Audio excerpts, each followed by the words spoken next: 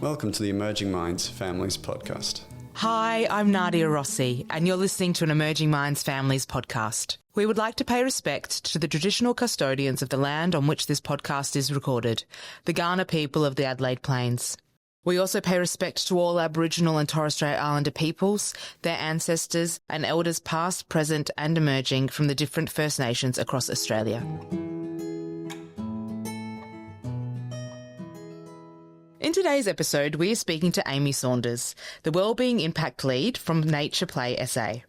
Nature Play SA, established in 2014, is a not-for-profit organisation dedicated to encouraging the South Australian community to connect with nature in creative, sustainable and meaningful ways. Amy is here today to talk about how playing outside in nature supports the mental health and well-being of children and young people, and how it can provide moments of connection for families. Welcome, Amy. It is great to speak with you today. Thanks, Nadia. Thanks for having me. Amy, when we talk about nature play, can you explain to our listeners what that means? This is a really tricky thing to define because it's so many things. So I think it's helpful to break it down into two sections. So first, what is play? And so play is always voluntary. So it's always child-led or person-led, and it's always fun. And so that means that children are choosing what they play and how they play. In play, there's a lot of opportunity for children to practice new skills without pressure of getting it right. There's a lot of space for connection with others, to learn about the world, to practice big emotions and big ideas. But most importantly, play builds brains. So that's a very short definition of play. And then nature play is just play in or with nature. In nature, children have this beautiful space where they can choose how they play, and they have this innate sense of freedom. And so children are driven to play, and when they're in nature, we see this beautiful child-led, really meaningful play occur, and this is why it's beautiful. It sounds beautiful. And I love that you explained it like the freedom of play in nature. And so that kind of follows on to my next question, which is why is it important for children to play outside? So we know that over time and increasingly children are having much less time to play, particularly in nature. And that's for many reasons. There are less natural spaces for children to play. We've got really crowded curriculums at school. Families are incredibly busy. And so we're just finding there isn't a lot of time for children to play. And play is the most important thing for children to learn. And when they don't have this time, we're finding it's impacting their mental health and their development. And so giving children the time and the space to play is really beneficial holistically. And so part of what we do at Nature Play is encourage lots of time for children to play both at school and with their families. And hopefully we become redundant one day. Another thing about children having time to play in nature is that when people are connected with nature, they're more likely to care about nature as well. And this is really important for children's futures, but it also develops a sense of hope for children in a world that can feel a bit scary with a lot of environmental change. It also connects children to place, and they have a sense of place and whose land they are on. And this encourages children to understand the culture of the Aboriginal people's land, of who they are on, and this develops a lot of respect as well and connection. It also, I think we'll talk about this further, but one of the biggest things we see for children is this development of resilience. And when children have resilience, they have much better outcomes in life when they face mental health struggles or just problems in every day. I love that. I love how you've kind of broken it down. Something so simple, or I think grown-ups can think play is just so simple. They're just outside running around. What is that? I mean, just send the kids outside. Let's try and get them outside. But having that deeper understanding on why it's important and all these different kind of factors that it can play into for the child's development, how does it support their mental health and well-being, being outside and in nature? Yeah, well, in so many ways. And it's really hard to talk about each area independently from the other, because we find that, as you said, play is really simple, but when you look at it deeply, it's incredibly complex. So you might be watching a child play and It's not a matter of what are we seeing, it's how do we define all the things we are seeing. So for an infant, if we see them playing outside, they might be really drawn to things on the ground, things they can pick up and touch, and that's developing all the senses and the fine motor skills. And usually there'll be a really loving, caring adult with a baby in that sort of play, and then they're developing that sense of attachment and security as well. And then if we have a toddler and you take a toddler to a park, well, they're going to really enjoy running and going as fast as they can. Right? And so then they're having so much fun, but they're developing their gross motor skills with running. They're exploring their independence, what it's like to leave that safe, secure person for a little bit and then return. So they're developing this, again, sense of attachment, but also their independence and their sense of self. And then for older children, they're drawn to play that might be a bit more challenging, where they can stretch themselves, share their knowledge and their skills. And that might be where we see children climbing trees as high as they can. And they're developing, again, gross motor skills, problem-solving skills. They're developing a sense of self-esteem, like I did this really tricky thing, and then being able to share that with a caring adult, mum or dad, and have that person delight in them. So it's really tricky to talk about things and when we can, there's a lot of research talking about each individual area. But really what I think the best thing for parents to know is that children will choose how they need to play, and just by trusting in that, they'll be developing the things that their brains need without them even thinking about it. So when we follow children and we watch what they're doing, we know that they are doing what their brains and their bodies need for development in play. That's so wonderful. And I love that you're putting in perspective the child climbing a tree and then wanting to show their parents what they've done. That like, Mum, look at me, look at me, look at me. There's meaning behind that. You can look up from your phone or your coffee or your chat. It's like there's a moment of connection there with your child. Your child's trying to show you what they've accomplished. Absolutely. Yeah. And that will look different for different children as well. Some children might feel really confident in nature play and others might not. But when we know our children, and parents are the experts in their children, they can see change, and the change might be different for every child. But again, it's that delighting in them, seeing their development, and I guess joining in on that sense of fun and wonder and curiosity. I wanted to go back to something you mentioned earlier about how we are seeing less time spent outside for children at the moment. And so I wanted to ask, how can parents encourage their children to go outside, to maybe step away from the screen and find going outside exciting? Yes. So I guess first it's showing curiosity of why is my child not playing outside? What are the barriers there? And as you said, that could be that there is the pull of screen time that feels more appealing. It also might be that children haven't had a lot of time to play outside, and that might feel overwhelming. They might not know what to do. And that's where having a parent that plays with them would be really beneficial. So children learn by watching others, and so that role modelling from parents is incredibly important. So that might be parents get outside with their children for a little bit until the child becomes comfortable to do that on their own. Sometimes children, I guess, are afraid of being bored, and boredom is actually a really wonderful thing. When children are bored, especially outside, we let them sit with that boredom for a little bit, usually come up with something really interesting. And even just naming that to your child and saying, you're feeling bored, you're pretty unsure of what to do.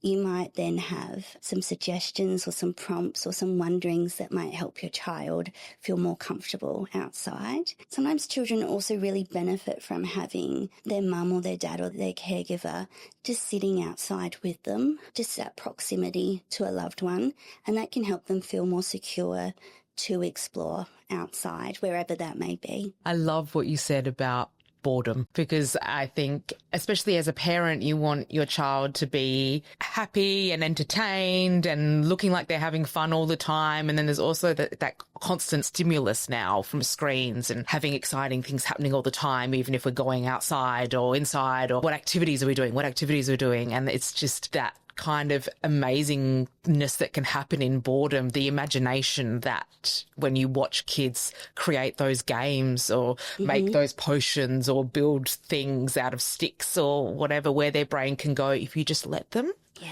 have that space.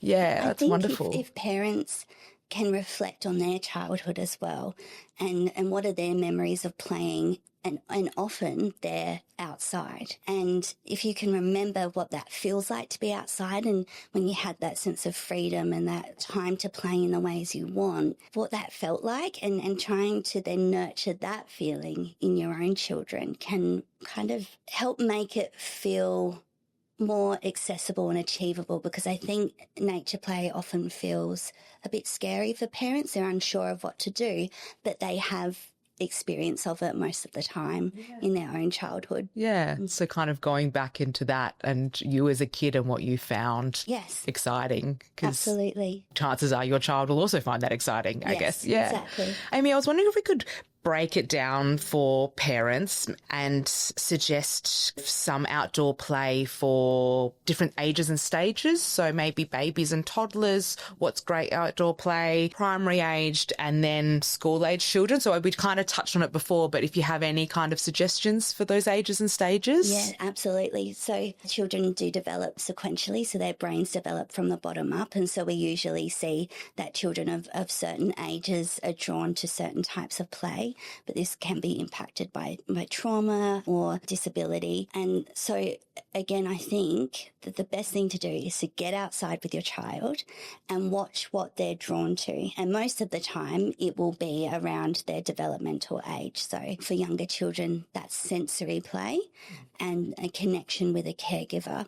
And so I'd encourage things like getting outside, looking at the trees, looking at the finer details, but then also exploring sand and mud, and really focusing on following the child, on the infant, and what it is they're interested in, and giving them language to what it is that they're doing. So if they're touching mud and it's really squishy, you might say, well, that is mud squishy, or was it cold? And you give them a lot of language, and then you respond to their emotions. So if they're smiling and they're laughing, say that's really funny to you. And so you're building connection in that way. And this applies across all the ages as well.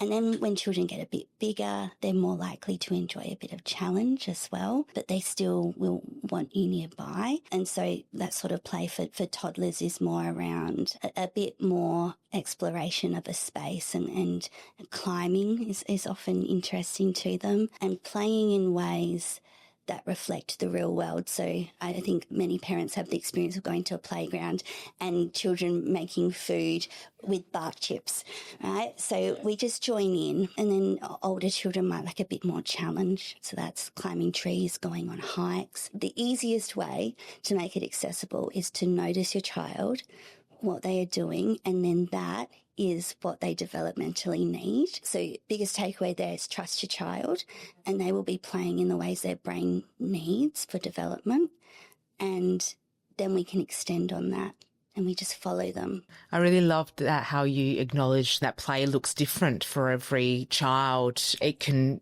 show in different ways, and so even a parent just letting go of what they think a kid will do at the playground, and each child will play differently and they will show you. And you'll know your child, and what a great way to connect. Yes, and it will change on the day as well. Like your child might be really tired and they might then want to do some calm, relaxing play. They might have a lot of energy, and so their play will change that day. So it is really child dependent, time dependent. You know, there are a lot of factors in that. I think this might bring parents a bit of comfort, is that when we are out in the community or we're going to schools, we find that we can have the same stuff and children of all different ages will play with it in the ways they need. So we often have potions, right? Lots of potions. Which is lots of water and non-toxic plants and lots of kitchen items from an op shop. And we find that the infants, they'll get in and they get messy and they might sit in the water, and, you know, they play in those ways where they're mouthing things and getting really sensory. And then we'll see a group of teenagers ages playing with the same stuff, and they will still be engaging in sensory play and sometimes making perfumes and things like that, but they'll be also using that time to talk with their friends and to build social connection. And so it's the exact same setup, but we have children of all ages playing with it in the ways that make sense to them. So it does simplify things. I think there's a fear of making sure everything is Pinterest pretty and age and stage appropriate. But with nature play, there's a lot of open-ended play, and we have the resources and we just let them go. And I guess to celebrate that as well, like what are they doing? What are they making? What are they finding? I wanted to talk about connection and family connection, how outdoor play can support connection as a family. And so when we're thinking about the family unit, what can families do together outdoors? Absolutely. So I know for a lot of families, there's not a lot of access to the outdoors. They might not be close to national parks. They might not have local parks nearby. But we can find nature in lots of different ways. So this might be having a small potted garden on a balcony, or looking at the moon before bedtime, or splashing in some puddles, on the way to school. But when families are outside together, time slows down. And I'd really encourage parents to put their phones away for a bit and feel comfortable in maybe not knowing what's going to happen. And this can be just going to a green space or going into your backyard and seeing what happens. And when we are with children and we are slowing down and we are watching what they are doing and we're following their lead, there is such beautiful connection that happens. There's this understanding that arises between child and parent. The child feels that what they are doing is important because their parent's with them. And then we learn a lot about children when we are playing with them as well. And we might find that we learn something about them that we didn't know they could do. We learn about their interests. We learn about what they know and what they don't. And that time and nature builds so much connection and understanding. And again, it's really simple and really complex and deep at the same time. Yeah, absolutely. If you're just walking in your neighbourhood, gives them a real understanding of connection to where they live, but also knowing the streets and knowing what is around them. We used to find when we'd go for walks, our girls would always want to pick up sticks. All the time wanted to pick up sticks, and we would be on the way to school or whatever, and we'd just be like, come on, we've got to go. And so we decided to start doing stick walks, where we would just get an old shopping bag and just walk around the neighbourhood, and they could pick up whatever stick they wanted as long as we could carry it and it would fit in the bag. And they loved it. And I mean, we have these bags of sticks and, they then go and build little fairy houses in the backyard with them. But it was just something so simple that my husband and I were like, they just really loved that. And it just changed the dynamic from going, no, don't pick that up, we're in a hurry, to yes, let's slow down. And there's something so simple but is so deeply rooted in just connection and something bigger than what we're thinking, right? Absolutely. Yeah. And that's so driven by them, isn't it? It's that they wanted to pick up sticks and then they take them home, and then the learning continues because they're making something with the things they had found. And I bet that made them feel really proud of what they were making. Yeah. Going on walks is such a good thing for families to do. And I think we can do this from birth into adulthood. It's a type of walk called a wonder walk, and you can do that anywhere. But a wonder walk is where we walk and we really embrace curiosity. And so we might use phrases with children like, I wonder what that sound is over there. And then you go and explore and it's some cockatoos, or this really tall tree reminds me of a big skyscraper. So we're just going and we're seeing and we're exploring and we're being really curious with each other. And that can happen anywhere. Like you said, around the neighbourhood, can happen in a national park, it could happen around the schoolyard. And that curiosity, I think, is really infectious. And when parents are matching that curiosity and finding that it's really true to them, then children respond to that as well. Wonder walk. I'm going to use that. Yeah, it's wonder really walks are great. And you can do it with little babies, pop them in the pram or the carrier, and you can follow where their body language is telling you that they're interested. If they turn to a sound or if they're looking at something, then we can follow them that way. Older children will tell us, but we can still follow children's curiosity when they don't have a language quite yet. We talked about family connection and being with your children in nature and what families can do together. How can parents support their children in outdoor play in those moments when the child is maybe exploring a bit by themselves? Is it better to be involved in the play or hang back as a parent? Yeah, this is What's the really balance there? tricky balance, isn't it, to know when to step in and when not to. I think, again, we follow the child. So is your child asking for your attention a lot? Are they taking your hand? Are they speaking to you? Are they sharing with you what they are doing? That might be an invitation to play alongside them. And I think we respond to that. If children are kind of going off and they're quite comfortable doing their own thing, I'd hang back a bit. There's a lot of delight for children when they have a sense of freedom, a sense of perhaps not being watched. And this doesn't mean that the parent's not observing them and keeping them safe, but it might be that they feel that they are away from mum or dad. Those little hidey spaces in nature. And if children are doing that, then I'd hang back. But it can be really tricky to know when to step in, when to play. We can always ask children to say, I'm wondering if you'd like me to join in, or are you happy doing this by yourself and I'll sit over here if you need me. And just making ourselves available to children, I think, might be enough.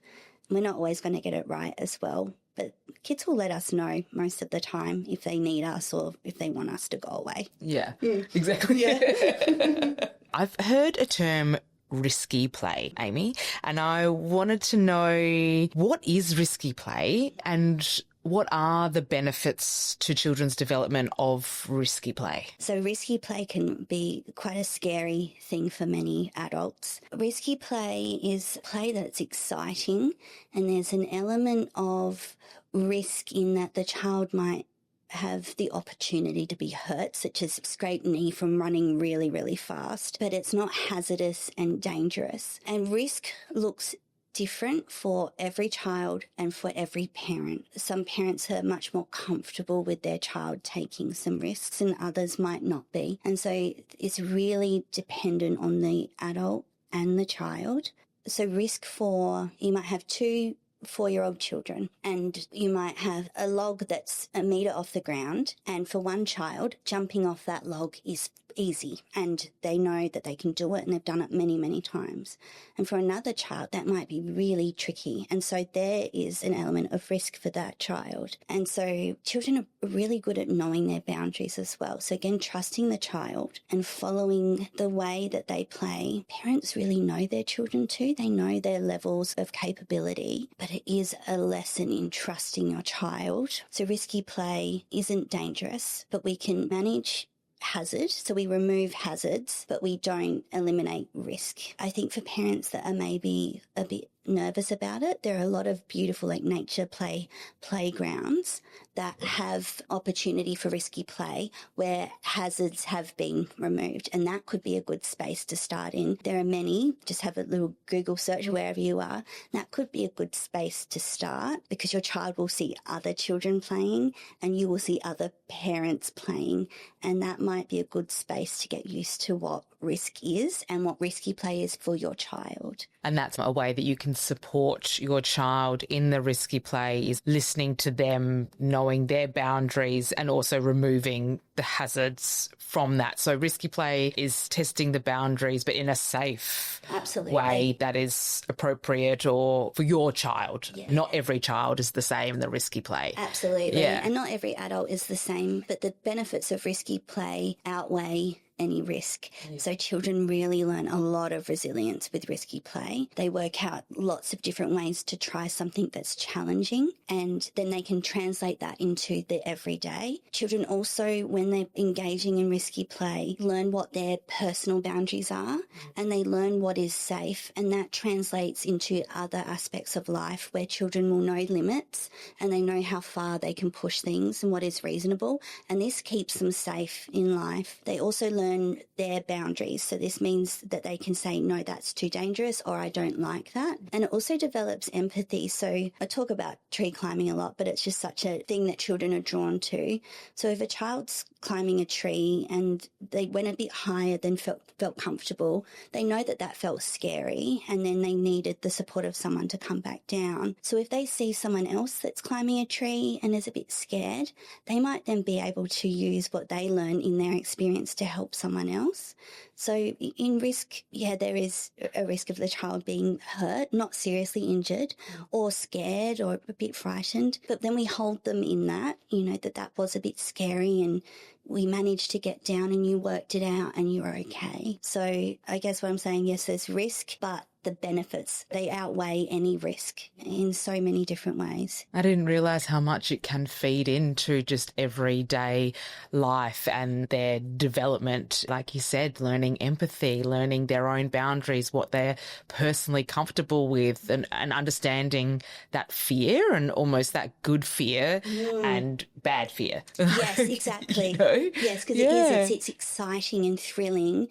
And that, sometimes being a bit scared can be that way, but it's not fearful. It's not a really frightening experience. And if that is happening, that's when parents step in and they keep the child safe. I wanted to touch on parents and risky play, and if you had any advice to, I guess, parents that maybe aren't so comfortable with risky play and are watching their child do something and are, trying to find that balance of supporting them but also keeping them safe and just having a bit of an inner monologue of panic. What advice do you have for those parents in that situation? Yeah, gosh, it's going to be hard. I still struggle with it at times. I think trust the child. Be close to them if you're feeling really worried, but talk about what they're doing. Verbalizing that can calm parents down. So if we stay with tree climbing, you can say, you're climbing up higher than you've ever been before, and inside you're going, and can say things like, I wonder how you're getting back down. And that can slow children down and start helping them to think about whether they're pushing it a bit. You can encourage children to climb only as high as they feel that they can get back down on their own. You can also use phrases and wondering statements such as it's really slippery over here. I wonder how we can make sure we don't slip. And so you're not telling the child what to do. You're making clear to them the risk, a hazard around, but not telling them what to do. That can be helpful. Yeah. Just joining in with your child can help. I think when we're doing something alongside a child, we can even track our own fear. So I haven't been this high in a tree before. I'm a little bit scared. And that can help children as well. They might go, that's all right, Mum. Yeah. I think being comfortable with it is practicing it and giving yourself time to get it wrong as well, and just keep on trying it until you feel comfortable with it. And then you might find that your children are doing things you never thought they could do. I think children often surprise us with the ways that they play and manage risk. Most kids get it right for themselves. Thank you for that. I think it's such an amazing way to frame it, and also just to give that language to parents, the wonder, suggestive questioning and not so much the telling, and then you're kind of discovering it together, because it's wonderful to be there with your children and you just want to keep them safe, but also give them those opportunities to explore. Yeah, we find that children that haven't had a lot of risky play then do find themselves in situations where they might not be keeping themselves safe. So it can feel counterintuitive, but it does keep children safer. I think too that if parents are really worried, they can always ask their child to pause for a sec while they think about whether this is a risk that they feel is appropriate to take or whether it's turned into a hazard. So it might be, oh, hold on a sec, I'm just having a think about that. And that gives you time to assess the situation and then tell the child that actually I think it's okay, or I'm a bit worried about that. I wonder if we can find a different way. So you can give yourself time as well, because I think when we're watching children play, we have to be quite reactive. Often that's how it feels, but we can ask for time for the child to pause, to give us time to assess if it's a risk or a hazard that we are comfortable with. It can help us to not be as reactive and not say things like, be careful, slow down, stop. Yeah, time can help us as well. Amy, I was wondering if we could talk a bit about Nature Play SA for a moment, and if you can talk to our listeners a bit about how they can find you and if there are organisations around the country similar. At Nature Play SA, we really want to become redundant one day. And so we encourage children and families and adults and communities to get outside and just have time in nature. And that will look different for every child and every family. And we want to embrace that and then eventually not be needed. There are many organisations around the world, and in Australia, there's Nature Play WA. There's Nature Play Queensland. But if you just search Nature Play and your state in Google or whatever search engine, you will find a lot of resources. On our Nature Play SA website, we have, I don't know how many free resources, but there is a lot there for families to access. And we also do a lot of work with local councils and communities. There's lots of free events that families can come along to and try some things out and see how they feel once they get into nature, once they experience some things. We hope that they might feel that it's not so out of reach, and that Nature Play, again, it's complex in all the things it develops, but the experience of play is just, it's inbuilt to people. So it's a simple thing to do that has really complex and wonderful outcomes for people. It's so great to know that those free resources are available and so accessible for families, and we'll include those links in our show notes as well. Amy, thank you for speaking with us today. I just wanted to ask one final question. If you had any final thoughts or a couple of things for our listeners to remember from our chat today, what would they be? Be to trust in yourself and your child, and just to get outside and see what happens, to not overthink it and just slow down and be with. I think that's the most important takeaway. I think it becomes quite scary and overwhelming, but we don't need to overcomplicate it. If parents trust themselves and their child and they get out and they make time for nature in whatever ways feel right for them, they will find something really positive in it. Just trusting yourself, trusting your child, and being in nature and playing. It's very simple. Thank you so much, Amy, for sharing with us the wonderful opportunities for connection in nature for children and families today. Thank you, Nadia. And thank you to our listeners for joining us. If you would like to keep up to date with our latest conversations, we'd love it if you would like and subscribe to our Emerging Minds Families podcast channel. You can also find us on Instagram at Emerging Minds AU or on Facebook at Emerging Minds Families. Visit our website at www.emergingminds.com.au/families for a wide range of free information and resources to help support child and family mental health. Emerging Minds leads the National Workforce Centre for Child Mental Health. The centre is funded by the Australian Government Department of Health under the National Support for Child and Youth Mental Health program.